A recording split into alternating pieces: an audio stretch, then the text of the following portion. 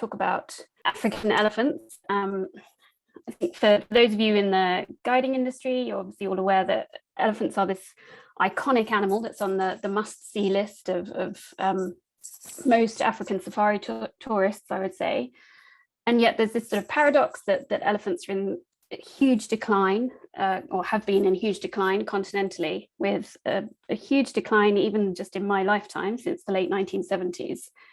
And as we all know as well, elephants are obviously responsible for hundreds of human and livestock deaths per year across Africa, and they can reap immense damage on crops, on property, on infrastructure of the people that live alongside them. So I think those of us in this room today probably share a vested interest in conserving elephants, but we're obviously all aware that we need to find ways to do that encourage peaceful coexistence, I would say, so that both humans and elephants can thrive. So that's really where we're aiming for, I hope. So my input to that problem of how to achieve peaceful coexistence between human elephants is probably a bit left field. I don't approach it in the normal way of looking at specific ways to mitigate conflict between humans and elephants. I tend to approach that problem more from the angle of looking at elephant intelligence and elephant social behavior, because I tend to think that hopefully by better understanding elephant minds and their behavior and their social needs, we can work out better ways to live alongside each other. So that's the approach I take, just as a complement to the other approaches in achieving this solution. So what I'd like to do today over the next half an hour or so is just tell you a bit about my research and the work that's done by my colleagues. A lot of it has been done, most of what I'm going to talk about today has been done in Kenya, with a little bit of work also done in South Africa, for those of you joining us from South Africa today. And I'll just try and explain how this work has shed light on the minds of these very enigmatic creatures. And then, as the title suggests, try and think about what that means for how we could conserve and manage elephants in the future.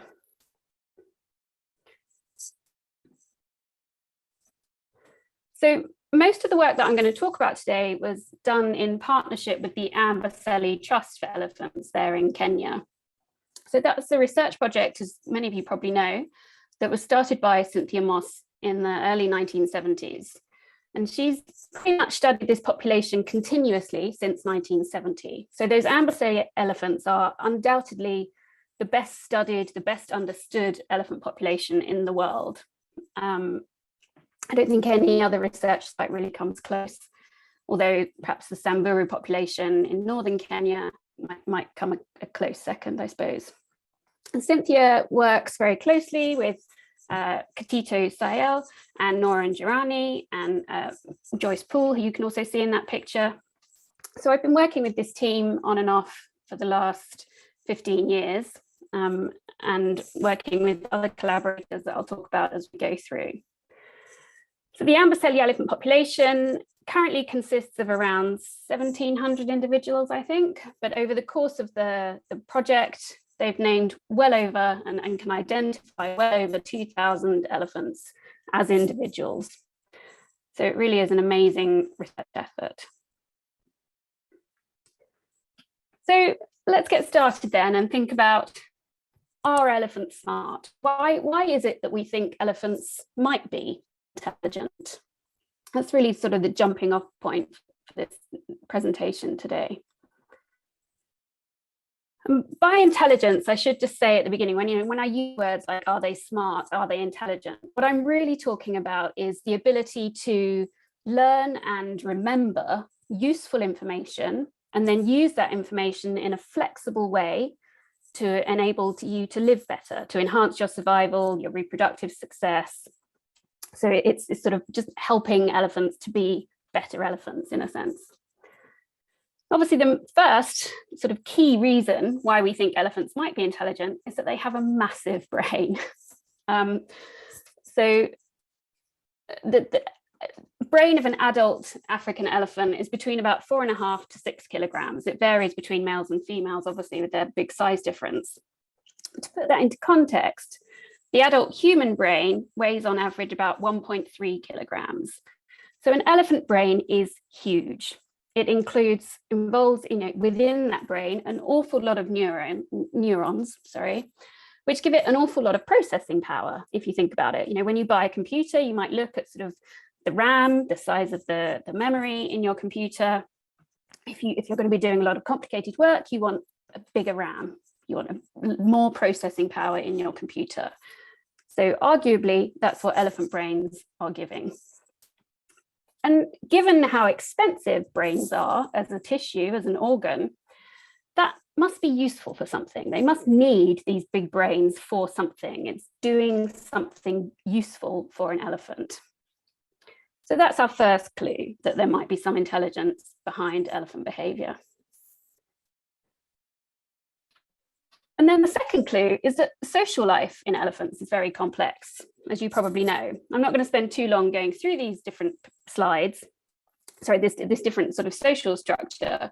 But as you probably know, at the sort of the core, the center of elephant society is the mother and calf bond. And various related mothers live together in a family, and that family will be led by a matriarch, usually the oldest female in the group, the most experienced. And then you have adolescent males as they reach about the age of sort of between 10 to 14, perhaps. They start to drift away from the family more and more and start moving more with other bulls. But until that age, the male's very much a part of the family, and the female calves remain within that family unit for life. And then that family may spend some of their time with another family. It may be that they're sort of slightly more distantly related, but together, those two different families will form a bond group. And then the layers of elephant society sort of build up into different hierarchies. But the key thing is that elephants are very social, they're very long-lived, and they have this very long period of juvenile dependency, or what we could think of as childhood, essentially. So female elephants won't become sexually mature until around the age of 10 to 15. And for adolescent males, as I say, they might start to move away from the family between that age as well, but they don't become sexually mature until well after their 20s into their 30s. So this very long period of learning and development. And it may well be that perhaps living in this complex society requires an intelligence as well to navigate that society. And another clue here is that we know from other mammals, particularly primates and whales and dolphins, that these complex societies do tend to correlate with being smart or being intelligent and having large brains. So again, there's this sort of good background reasoning for thinking that elephants might be intelligent. So based on all of that, a colleague of mine, Karen McComb at the University of Sussex, working with the Amboseli Trust, did the first real sort of work on looking at elephant social skills and intelligence. And she was building on this idea that elephants are very close. They have these close-knit families, these close societies. For example, they greet each other when they've been apart. You see in this picture at the bottom here, there's a picture of Enid and Eudora, two sisters greeting each other after they've been separated for a while.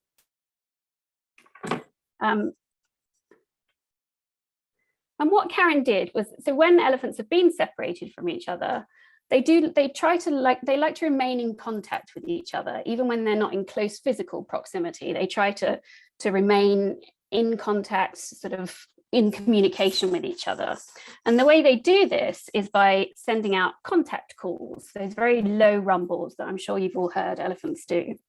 So Karen recorded some of these contact calls from individuals and then played them back to other elephants in Amboseli to see if they could recognize their family and their friends from the contact calls of strangers.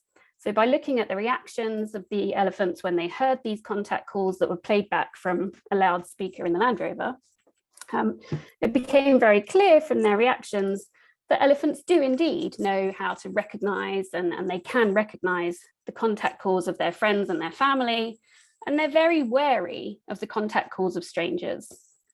So because that obviously suggests that there's an unknown elephant in the area, and that might not be a great thing. So the study actually suggests, based on the sort of the numbers, the mathematics behind how many contact calls Karen played back, the study suggested that these elephants in Amboseli must know and recognize the contact rumbles of at least 100 other elephants. So that obviously requires pretty excellent learning and memory skills. Again, you know, a use for that very large brain. But perhaps the most interesting finding of Karen's work was that the families that are led by the oldest females, the ones that had the oldest matriarchs leading the family group, had the most suitable reactions, because they were very relaxed and not bothered at all when they heard the contact calls of family and friends, but they were much more wary of the strangers and reacted in a very appropriate way by bunching together to protect the youngsters, for example. So there was an indication there that the older, more knowledgeable, more experienced females were providing an extra service, perhaps.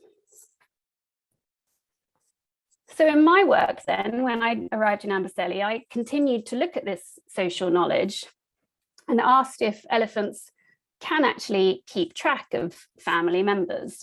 And I decided to use this rather than looking at the vocalizations, the contact calls. I decided to use scent cues to ask this question. So smells in the environment, because as I'm sure you're all aware, anyone who's spent any time at all with elephants will notice that they're always smelling something, the ground or the air. It can be very subtle, like in this picture, just the trunk tip, just twisted round, having a little sniff at who it is taking a photo of her. But elephants are, you know, constantly gaining information about their environment from scent. So specifically, we used scent cues from urine, and we set up an experiment with a number of different sort of conditions and ways of doing it. But the key setup was that we would take urine from an elephant behind and move it forward. So let me just explain that. In this slide, you see this group of elephants walking in a line. I don't know if you can see my pointer, but so the group of elephants is walking in a line, and one towards the back would urinate on the ground. We would then drive in, once it was safe to do so, and collect some of that urine that had been deposited on the ground, and then move it forward to the front of the group. You see the red X right at the bottom there. So we would move that sample of urine forward, and so that as the elephants were continuing walking along the path that they were on, the ones at the front would come across this sample of urine from an elephant who was actually walking behind them. And our logic here was that if elephants can recognize each other from their urine, and if they know where those elephants are, they should be very surprised by seeing that. If they can't recognize each other, or if they're not keeping track of where those elephants are, then that urine is just going to be irrelevant to them. It's going to be no different to any other smell of elephant urine that would be all around the environment.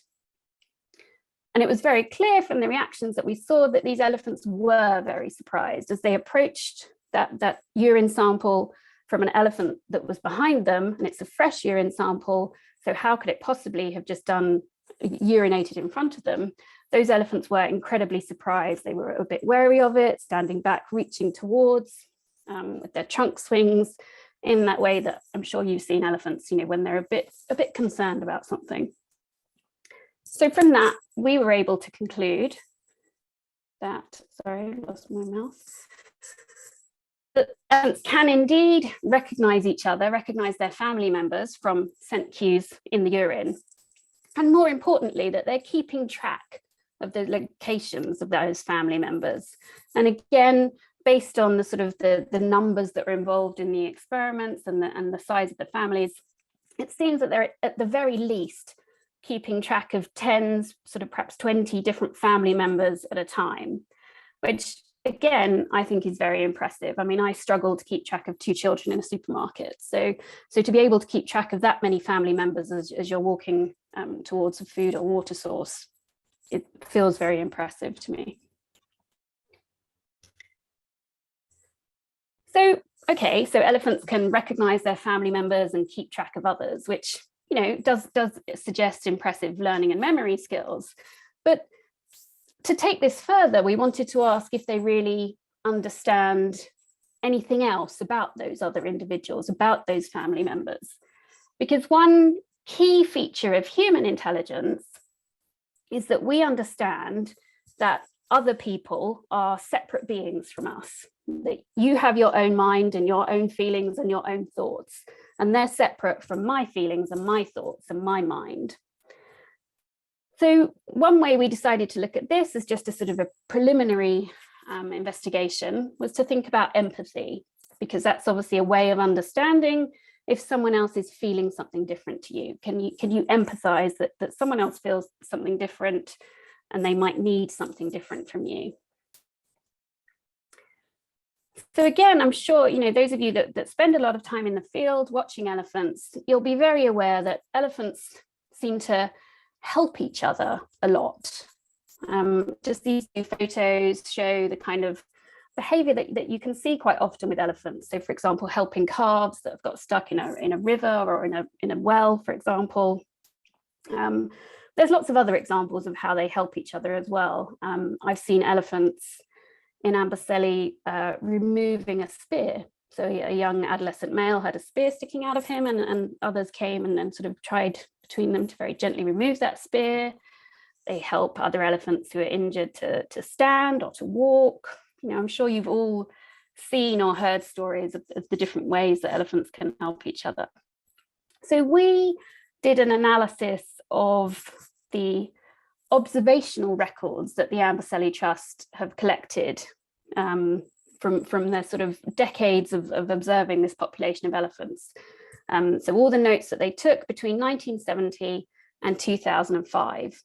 And from those descriptions of the behavior that they were witnessing in the field, with sort of going through different criteria, it seemed very clear to us that elephants do understand the goals of other elephants and what they want to achieve.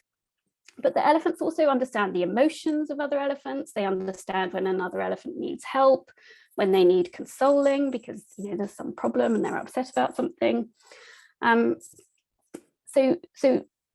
These observations really did suggest to us that yes, elephants do understand the emotions and the goals and the intentions of others, which is only preliminary evidence, as I say, but it is some evidence that elephants do understand that other beings, other elephants, also have a mind of their own, which for human intelligence is a very key thing, as I say. So just to sum all this up for now then, it's very clear from this work that's been done in Amboseli that elephants are very socially smart. They recognize family members, they keep track of them, they know the difference between familiar elephants and stranger elephants, and they take care of each other and perhaps understand each other's feelings. And as I say, the really interesting key finding in all of that is that families with older matriarchs do all of those things better. So it really seems particularly from Karen's work, that age and experience makes you a more knowledgeable and efficient for elephants. So for elephants, experience really does count.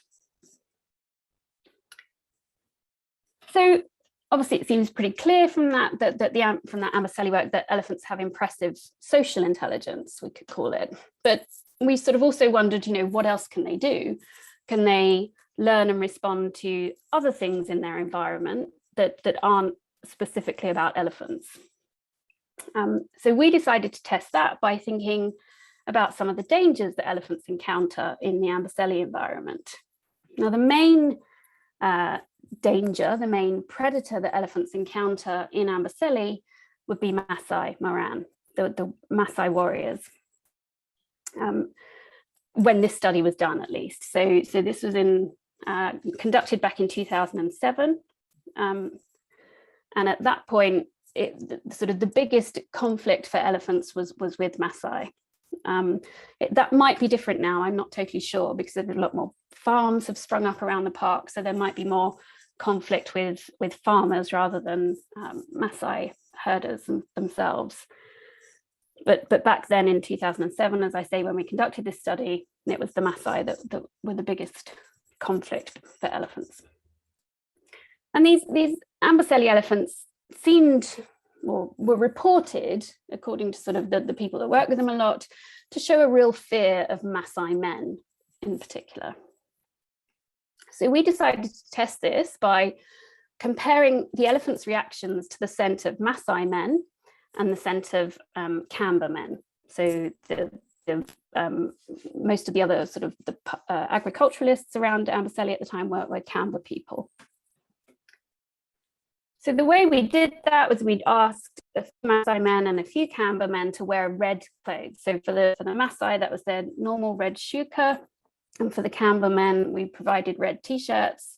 They'd wear it for a couple of days to sort of imbue the cloth with their scent.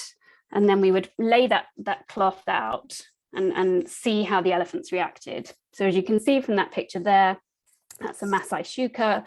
And then we do the same with the red t-shirt that was worn by a Kamba man. And the reactions were very interesting. When we presented a t-shirt that had been worn by a Kamba man, the elephants always noticed. You can see in that top picture there, the trunks would go up. That's how we know they'd noticed. Their trunks would go up, oriented to the direction of where we'd laid the cloth. We laid it upwind, so they'd catch the scent of it.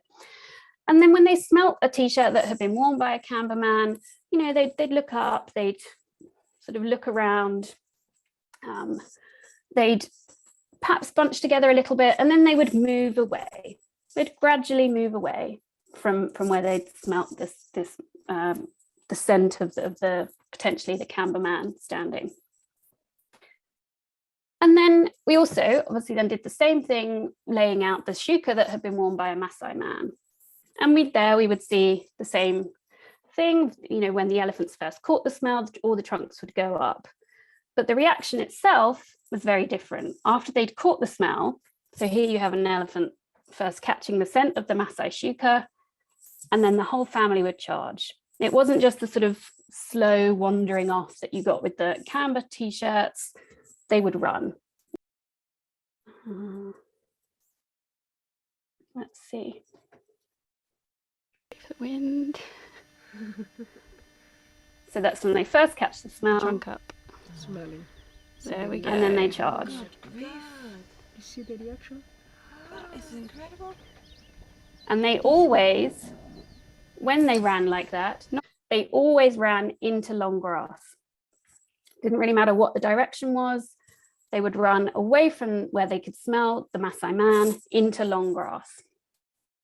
It was a very clear, very different reaction between how they responded to the scent of Maasai men and the scent of Kamba men. And then Karen picked up on this work again after we finished that study to ask, is this distinction only based on scent, the scent of Maasai men and the scent of Kamba men, or can they distinguish between voices as well? Because obviously, with the herders moving around the environment, they would hear people talking a lot. So was that also a useful cue for elephants that there were Maasai or Kamba people nearby? So again, I would just try and play these clips.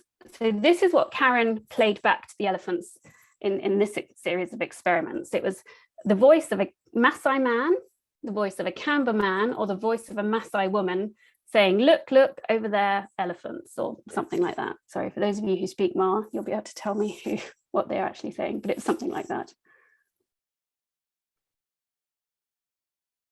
So that was the Maasai man. Then they would also play a Maasai woman. And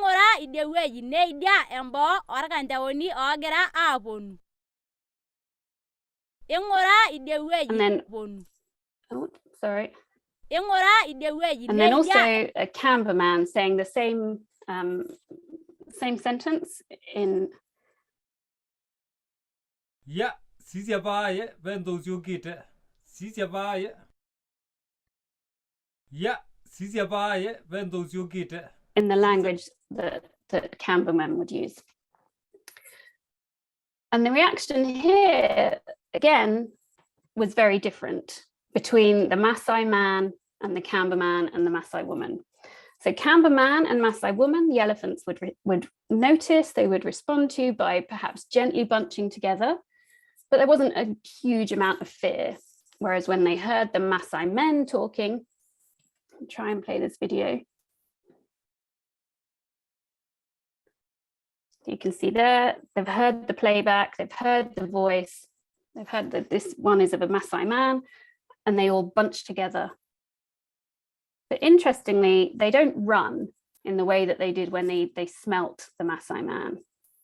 And we think that's perhaps because they could hear the voice from further away, or if the Maasai men are talking, it means they're not posing an immediate danger to the elephants. Whereas if you can smell the scent of a Maasai man, it might be closer to you and you've smelt them, but you haven't heard them. Perhaps the Maasai men are trying to be more discreet because they are on the attack, potentially. And then building on this again, other than humans, in the Amboseli system, lions are the main natural predator of elephants.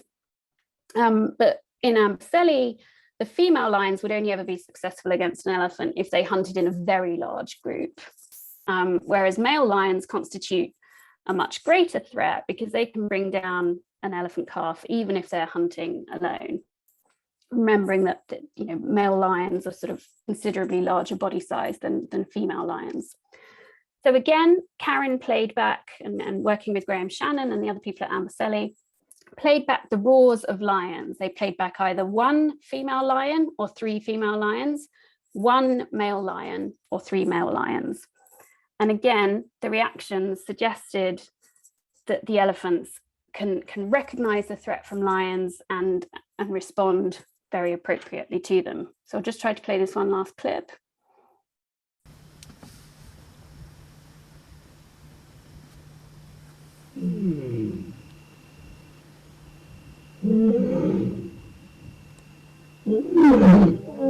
You see there, the elephants have stopped. They're assessing the situation.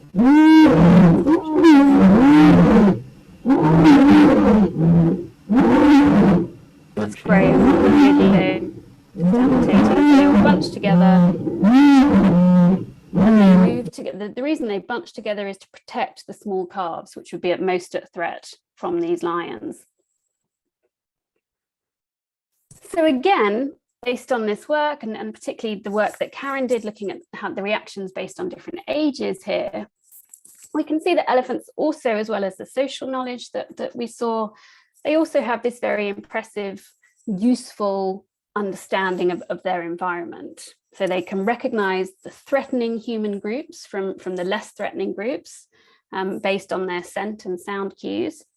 And they can also understand other predatory threats. So for example, the threat that a lion poses based on the number and the sex of lions that might be present. But again, what was really striking from Karen's work is that it was again those families that were led by the oldest matriarchs who did the best with all of this. So they gave the most appropriate responses to the different threats.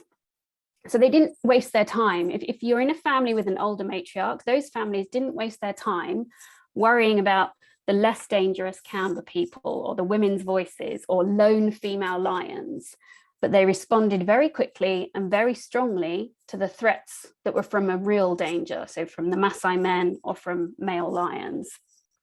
So again, there's this clear evidence that for elephants, experience is important, and these elders really do know best. So I just want to finish up then by thinking this sort of, why does this all matter? How does knowing this about elephants, how does knowing that elephants have this impressive social intelligence and environmental awareness, how does any of that help with the conservation or the management of elephants? Well, I would say that the key sort of thing to take away from all this is how important it is that we give elephants a chance to learn how to be an elephant. And that becomes especially clear when we look at the behavior of elephant populations where those older, experienced, more knowledgeable role models are missing. And two examples of that have been researched and studied come from the Samburu population in northern Kenya, where a lot of the elders in the population, the older elephants, were lost through poaching. Obviously, with poaching, the poachers are going to target the elephants with the largest tusks, and those are inevitably the oldest or the elder individuals in the society. So Shifra Goldenberg, working with the Save the Elephants project up in Samburu, showed that the juveniles in groups that are growing up without mothers and without experienced matriarchs or grandmothers do much worse socially. They're much more likely to receive aggression from other elephants. They're much more likely to be pushed to the edge of the family group. And they're much less likely to grow up to be successful mothers themselves, which potentially mirrors something that we see with elephants in captivity as well, where, elephant mothers are much less caring or much less adept sometimes in captivity. And perhaps the argument for that is because they've missed the role models, they've missed sort of learning how to be good mothers themselves, and so they're just not very good at it. And then Graham Shannon and Karen McKeon's work compared the behavior of these Amboseli elephants that we've seen with elephants down in Pilanesberg in South Africa. The elephant population in Pilanesberg, for those of you who aren't familiar with it, was mostly founded by juveniles that were spared from the Kruger culls. Again, it's a population of elephants that largely grew up without elders. And when Graham repeated those experiments with the lion roars and the contact calls of other elephants in Pilanesberg, he showed that compared to Amboseli, those Pilanesberg elephants have much worse social and environmental knowledge, or much worse social environmental reactions. So they gave much less appropriate reactions to both hearing the contact calls of stranger elephants and to hearing lion roars. So you didn't get the sort of very targeted responses of only bunching together if it was a stranger, or only bunching together if it was a particularly threatening lion situation. So I think we can put all this together to argue that basically these elephants without elders have missed out on their education. And to put it bluntly, they're just less good at being elephants. Experience matters. Elephants really need these elders to educate them, which sort of leads us very obviously to the conclusion that we need an intact elephant society for elephants to learn how to function and to behave properly. And it's not just learning sort of how to be an elephant socially. I think there's an element of this that's learning how to be an elephant here in this place. This is where I live. This is the environment I am in. This is where I need to learn to survive. So, as you can see from these pictures, being an elephant in the deserts of Namibia is a very different experience to being an elephant in Amboseli. Although Amboseli can get very dry, there's that central swamp with water fed down from Kilimanjaro. So there's always some greenery and some water available. So elephants have to learn ways to adapt and to survive in different conditions. They have to learn the appropriate reactions to the local predators or the local threats around them. They have to learn where to find water, where rain is likely to fall first, for example, and the different migration routes that are passed down. And there's sort of gradually increasing evidence that all of this is learnt from watching and being around the experienced elders. So in a sense, these elephants have these cultural traditions that they need to learn from their elders in order to learn how to survive within their specific environment. And again, that's something I think we need to bear in mind as we're managing elephants, for example, when thinking about translocations, or other management operations. And there is some emerging and ongoing research. I think Marianne Garay is here in the audience. Some of her research is suggesting this, that when we take away these opportunities to learn appropriate behavior from watching the elders, elephants can also become very dangerous. It's not just that they sort of can't function very well within their environment, they can become very dangerous. So perhaps anecdotally, that there is some suggestion that you see more aggression from elephants towards tourists, for example, in the more disturbed populations in South Africa, where those elephants grew up without elders. So this picture here is an elephant, I believe, in Pilanesberg. So one of these youngsters that grew up largely without elders. I understand that people in this vehicle were unharmed, and I think the elephant was mostly just having a scratch, but it obviously can't have been a great situation for anyone. But obviously that doesn't mean that all hope is lost, I would say, for young elephants that are growing up without elders. They can form functioning societies and appropriate behaviour if they're given the time and the opportunity to do so. And that's why things like the rehabilitation programme at the David Sheldrick Trust in Kenya is so important and so successful, because they give the youngsters the role models that they need to learn from. They give them opportunities to learn.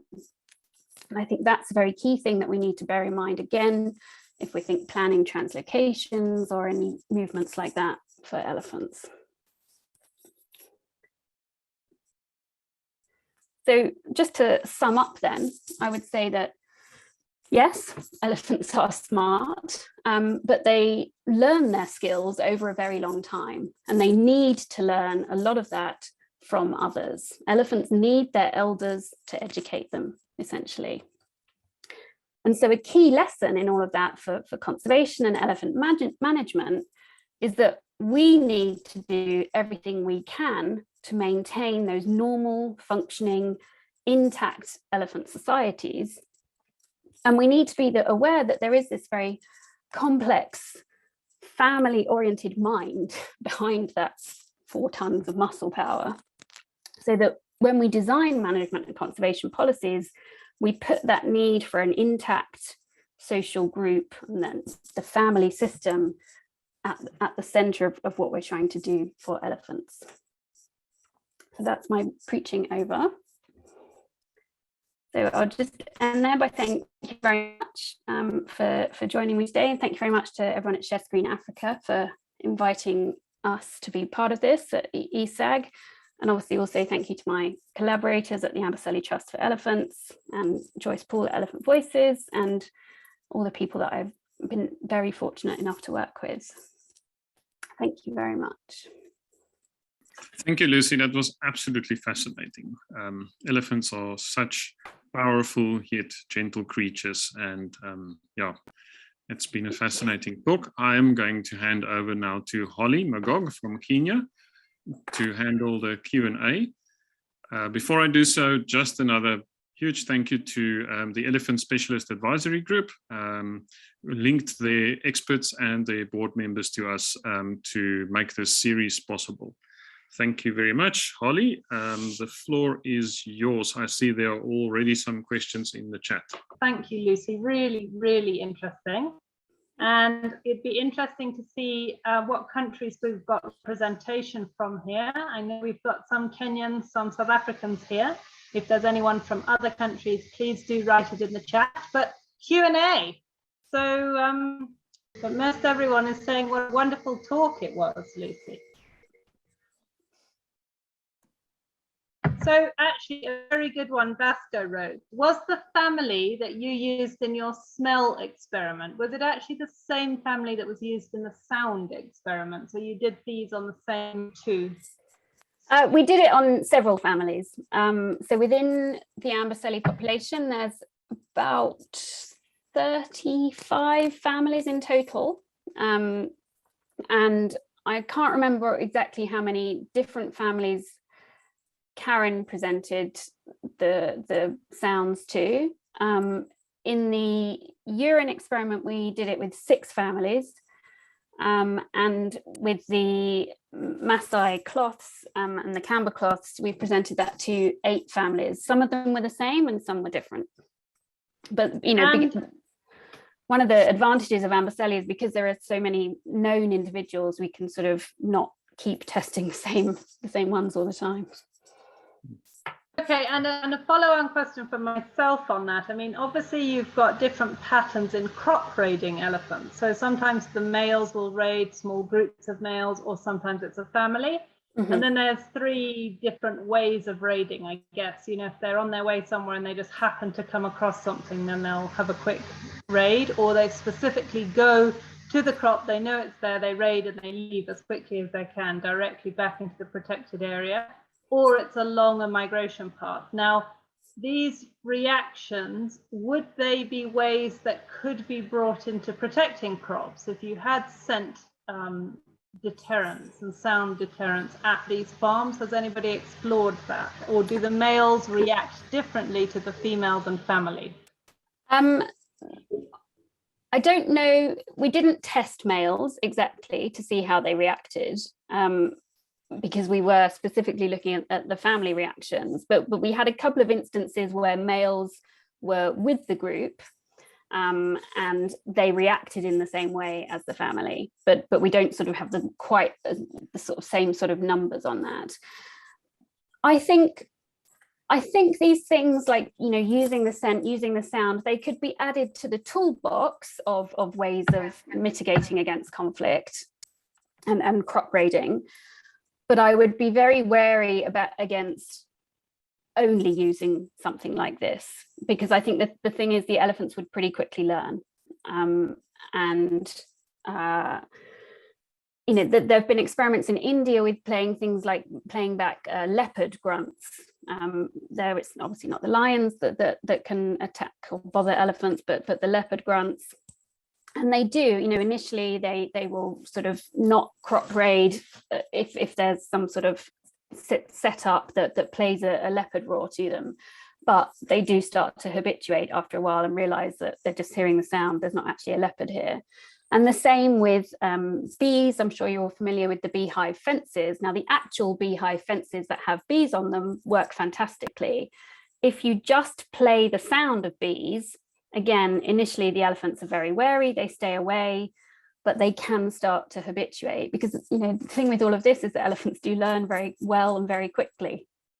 So we just need to sort of keep adding things to this toolbox and mix things up and use a whole range of different methods, I think, rather than just picking one thing and using that all the time. Okay, I've got 2 questions. One, Boru, if you could unmute and ask your question directly, you should get a button coming up saying unmute.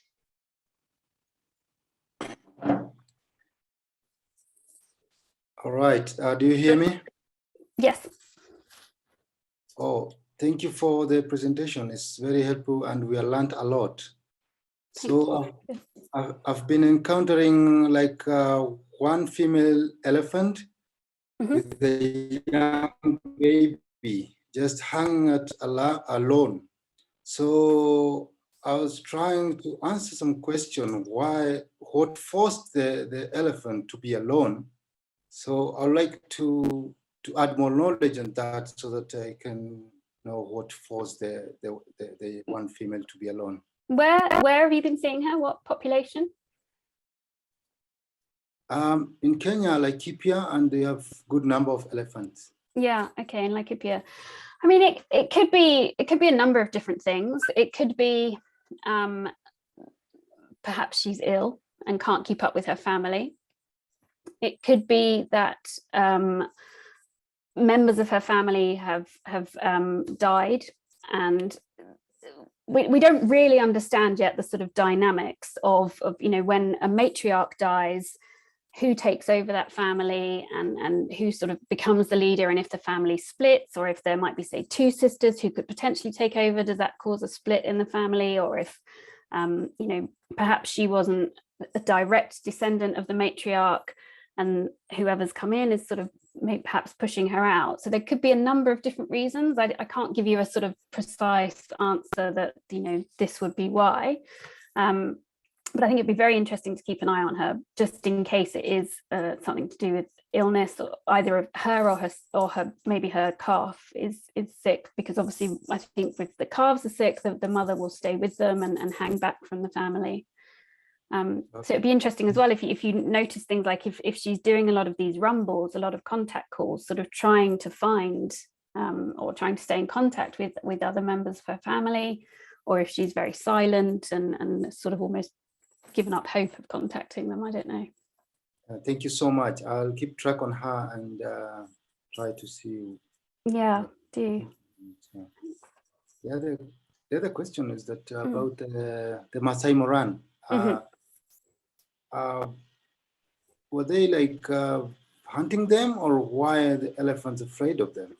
I think so. There's sort of two things going on with the Moran. The sort of traditional historic thing was, you know, for the Moran, there was a sort of the rite of passage would involve spearing either a lion or an elephant. But that's, to be honest, quite sort of rare and low level. But that, I think that's sort of set up this sort of historical fear between the elephants and the Moran. But I think the more recent issue is in Amboseli, it's about water. So bringing, when the Moran bring the cattle in to drink water in the park, or the elephants are going out and drinking water from the wells that have been put in for the Moran to use. And you get this conflict between the elephants and the cattle.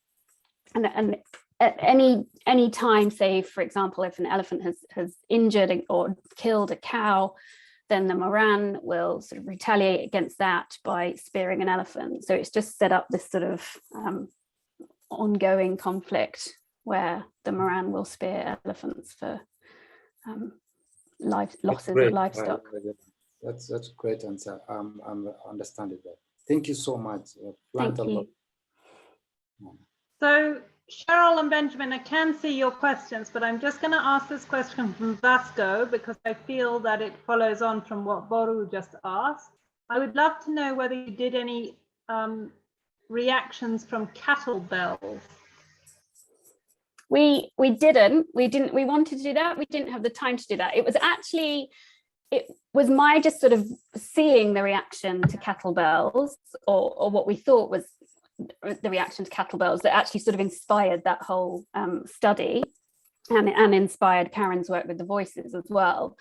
But we weren't able to I mean, when you're there in the field, the bells are the first, for me, the first sign that the herders are coming. You hear the bells, then you hear the cows, then you hear the people.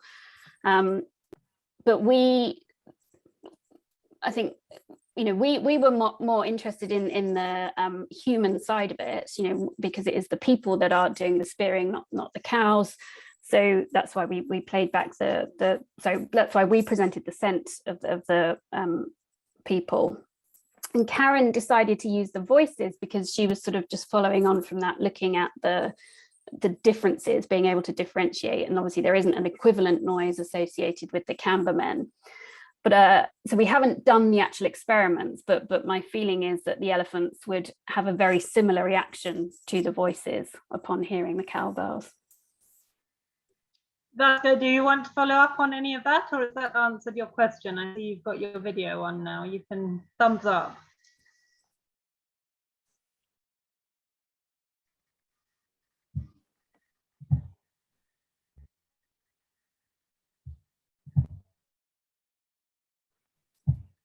We can't hear you. Vasco, just unmute.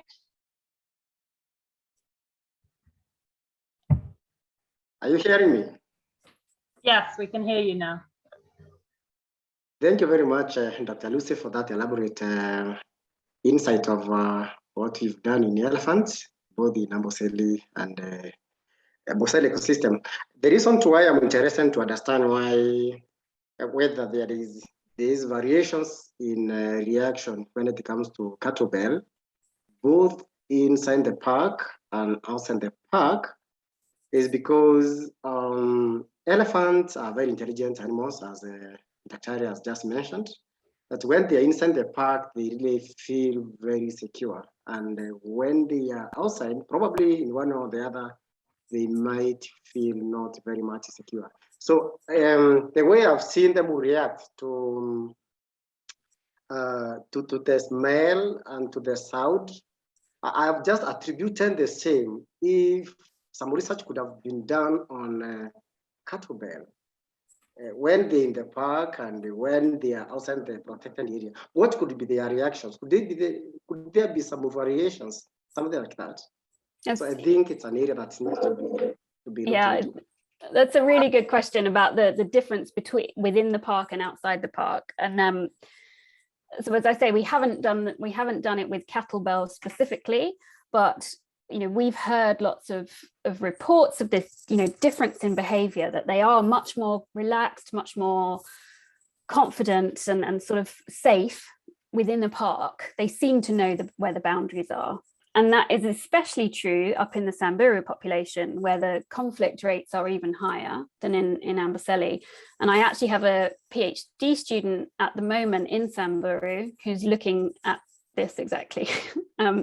So ask me again in a couple of years, or ask Jemima in a couple of years, and she'll be able to answer you. So she's not playing back kettlebells specifically, but she's doing sort of similar work. So I think we should have an answer for you, but I think what you're sort of predicting is I expect, right. Thank you so much. I think I am doing some research. I work for Kenya Wildlife Service Research. I'm based in Nyeri, and Laikipia, Samburu, I cover those areas, and I would be interested to know about that. Oh, so if you're ever in the Save the Elephants camp up in Samburu, talk to Jemima about this. Okay, thanks so much. Thanks, Vasco. Cheryl, if I can ask you to unmute and you can ask your question. Hi, yes. Over a number of years, we've had some students doing a lot of studies on animal, or let's say elephant behavior. And we have put up halves along the boundary between Mozambique and Tembe Elephant Park. And they, as you say, they were quite effective in the beginning, and then of course, then they weren't. But then they also started using chili bombs, and chili bombs actually stop ellies from actually going out. Now, I don't know whether you want to maybe link that, because it'd be nice to see whether your student gets some more information pertaining to chili bombs. It actually stopped the ellies from actually escaping and also raiding the local farms. Yeah, that's so my student isn't looking at the conflict mitigation methods specifically, but I think that's I hope you'll join when Michelle Henley does her talk as well, who I'm sure you know. She's got sort of people looking at different mitigation methods like that. So yeah, I think, as I say, I think there always needs to be a toolbox, a sort of a mix of different methods. I'm not sure how long you've been using the chili bombs for now, but it may be that after a while they start to habituate to those as well. And so I think just having this sort of collection of different things that can be used and to keep mixing it up is what probably in the long run what's required to sort of keep the elephants on their toes, basically. But the beehive fences themselves, I mean, so Lucy King's work that started all this shows that, they sort of generally retain the sort of the best effectiveness, I think, out of all the different methods,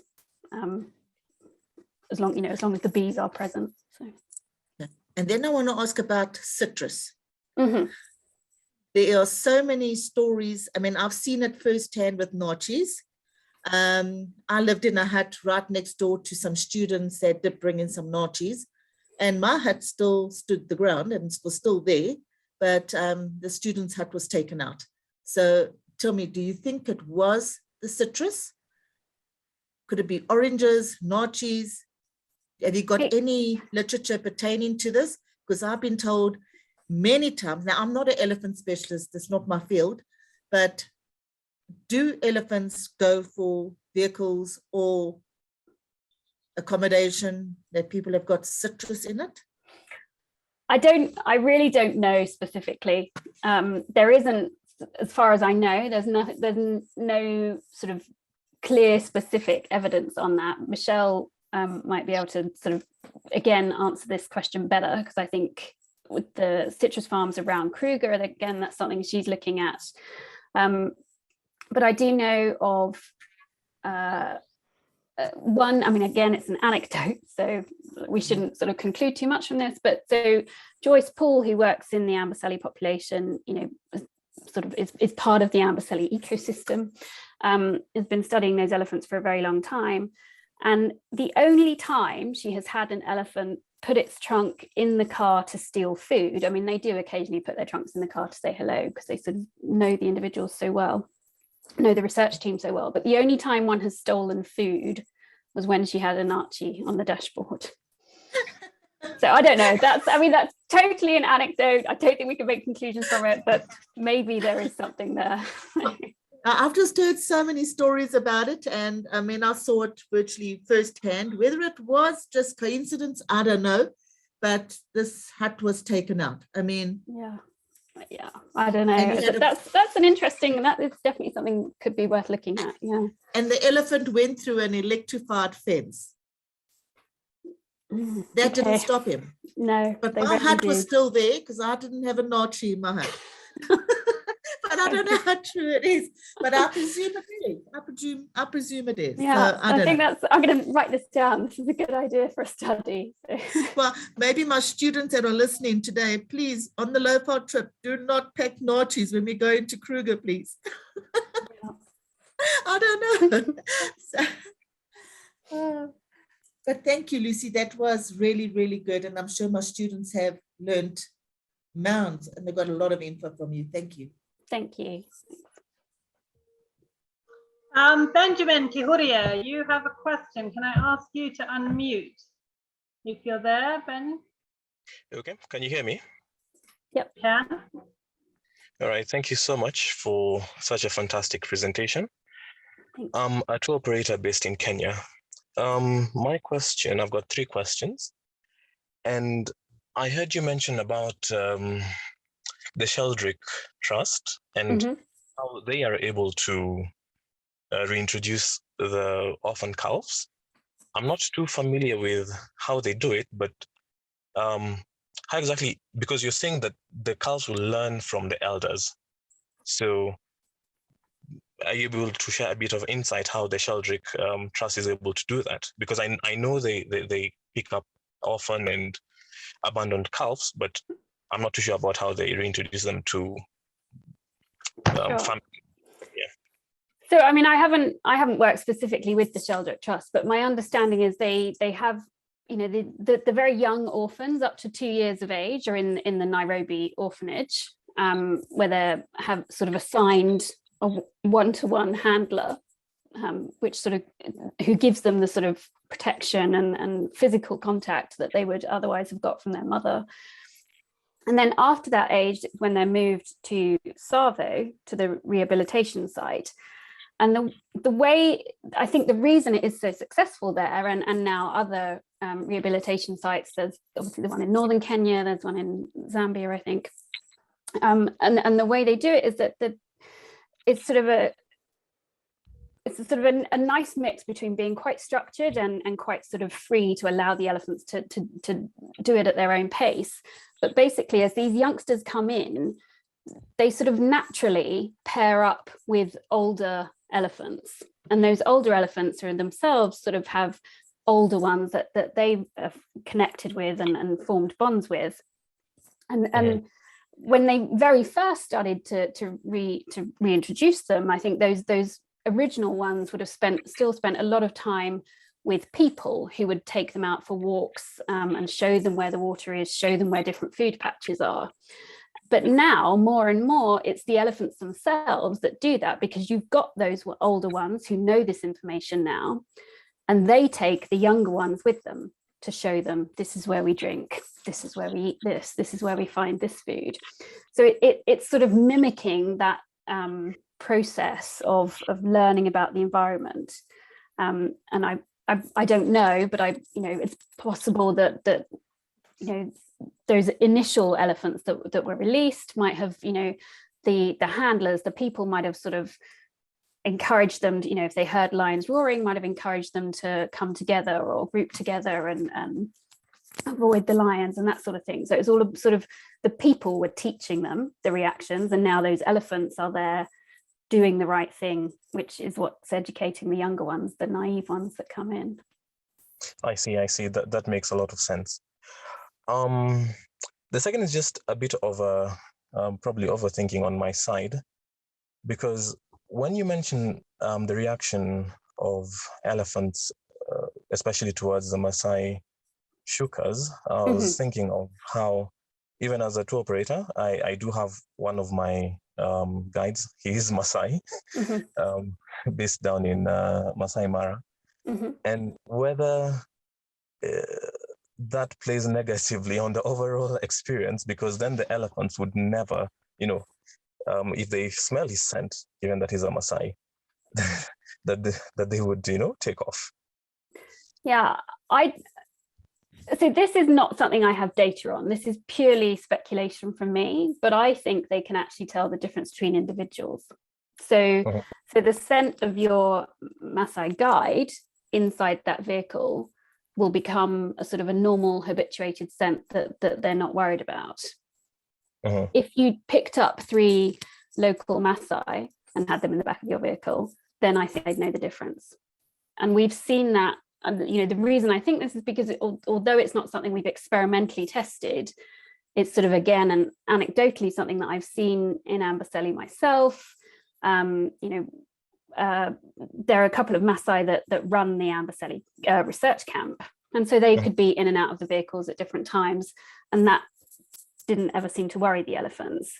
If we'd been out and then had given a Maasai Moran a lift for, that wasn't the guys from camp, when the next time we drove past elephants, they would be like, whoa, what's that in the car? So they seem to know the difference. I mean, again, I'm spewing a lot of anecdotes here, but I feel like they probably can tell the difference. So no, I don't think your guide is a problem. All right, thank you so much. And I think my final question is more about, I think you have a lot of experience with elephants, and assuming you startle an elephant, you just come around the corner and you meet a young bull, old bull, any, and you end up startling them. What's the best reaction? Of course, you're in a vehicle. It often can vary on the situation and sort of how close they are and how the elephant looks like he's feeling and reacting. If it's just startled and then he realizes that you're okay, then staying still and probably turning the engine off so that you're not annoying them might be the best reaction. If they look startled and annoyed, then I think backing away, but slowly. So trying to reverse back, but always moving slowly. As soon as you sort of gun the engine in any direction, you're going to annoy them more, I would say. But I think, as experienced guides, you're probably all much better placed to know how to deal with those situations than I am, I think. All right, thank you very much. I really appreciate it. Thank you. So we have a question in the chat from Martin Mungai, but before I ask that, I just wanted to say that I've had experience in Botswana with elephants knowing very much the difference between the sound of a Land Rover engine and a Land Cruiser engine. And of course, most tourists are in Land Cruisers. Obviously, this differs in different parts of the world, but Botswana. And poachers approach in Land Rovers, and often the Land Rover engines are not finely tuned because car maintenance is not a main priority, and that's when they'll run. So if there's a badly tuned, badly cared for Land Rover, the elephants will disappear over the horizon. That's really interesting. Okay. Martin Mungai. Oh, sorry, Lucy, carry on. No, I was just going to say, I mean, we see in Amboseli a similar thing with sort of with recognizing the vehicles again. So the research project vehicles, the Amboseli Trust vehicles, are 2 Land Rovers, and they have special permission from KWS to drive off-road. And the elephants are fine with that. They don't react at all. If a tourist vehicle mistakenly goes off-road, I've seen the elephants looking very worried. They seem to know, you don't have permission to do that. What are you doing? So it's a similar, I think that, yeah, these sort of fine-grained differentiations they seem to be able to make is fascinating. So Martin Mungai asked, how do elephants react to farmers as the farms around Amboseli have been growing and growing and growing in number? And also, Mungai, I'm going to add on to that, because there's also different types of farming in that I know some people are using central pivot irrigation and things. So how, these different farms, the growth of farms, how are the elephants reacting? Yeah, I have to say, I don't know. We did that work with the Maasai in 2007, and then Karen did her work there with the Maasai Voices in 2009, 2010. And at that point, it was still very much the Maasai were the sort of the bigger problem for the elephants. There weren't as many farms as there are now. And we haven't been able to get back and look to see the difference now with how they're reacting with the farms.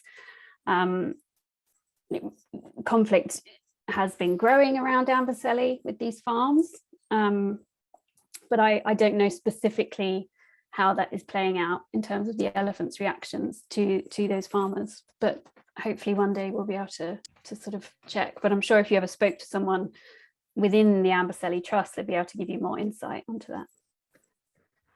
Okay, so then Kagiso from TUT has asked, so why do the elephant males not stay around and help with the calves? That's a good question. There's sort of 2 parts to that, I suppose. There's sort of, just the basic social organization of elephants is that, like many mammals, they are, males sort of disappear, basically. There aren't sort of 2 parents involved in raising the offspring, as there are with many calves and with many different mammal species. But I think there's also, to some extent, I think the females don't want them there. Males are huge and calves are very small. And in the same way that you saw those bunching videos, when they hear a lion roar, when they hear a Maasai voice, they bunch together and they protect the calves in the middle. And I have seen myself, it's not something I have data on, but I have a feeling that perhaps not for the very biggest males who are generally quite well behaved, but the kind of slightly more frisky and annoying 20-year-olds, say, when they're hanging around a family, the family does sort of bunch again and put those calves in the middle. And I think that can be, again, a bit of a protection thing. They're sort of a bit worried just about, they don't want calves to get injured. So there may be, although, the males aren't there because that's just the way elephants have evolved. But I think there is an element of females not really wanting them there as well. Martin, I hope that answers your question. And I think that kind of brings Kagiso, sorry. I think that kind of brings us to the end here, Lucy, of questions, but for everyone to note that this talk has been recorded and it will be available on the ShareScreen website and our ShareScreen YouTube channel. So if you want to play it again at any time, you are welcome. So Lucy, thank you very much